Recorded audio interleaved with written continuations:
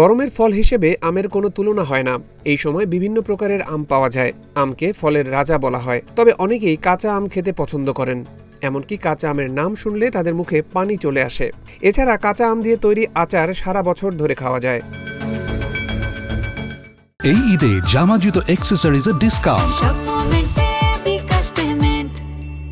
আচার ছাড়াও কাঁচা আমের ভিন্ন ভিন্ন ব্যবহার আছে।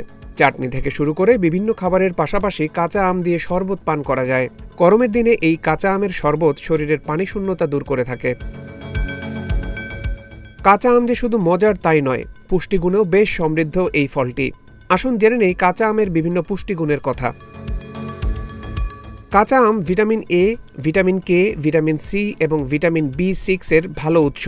এসব উপাদান fibre, folate, potassium, magnesium, iron ও জিঙ্ক সমৃদ্ধ, যা শরীরের রোগ প্রতিরোধ ক্ষমতা বৃদ্ধি করে শরীরকে সুস্থ রাখে। কাঁচা আমে আছে ফাইবার, যা অন্ত্রকে পরিষ্কার করে এবং কোষ্ঠকাঠিন্য থেকে মুক্তি দেয়।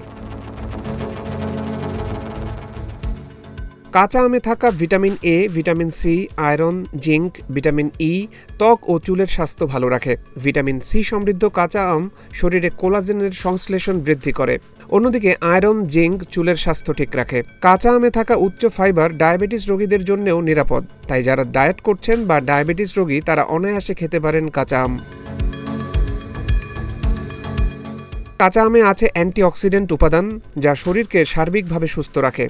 এছাড়া এই উপাদান ক্ষতিকারক ফ্রি র্যাডিক্যালের বিরুদ্ধেও লড়াই করে। কাঁচা আমের ফাইবার ও পটাশিয়াম উপাদান উচ্চ রক্তচাপ নিয়ন্ত্রণ করে, এতে হার্টের স্বাস্থ্য ভালো থাকে।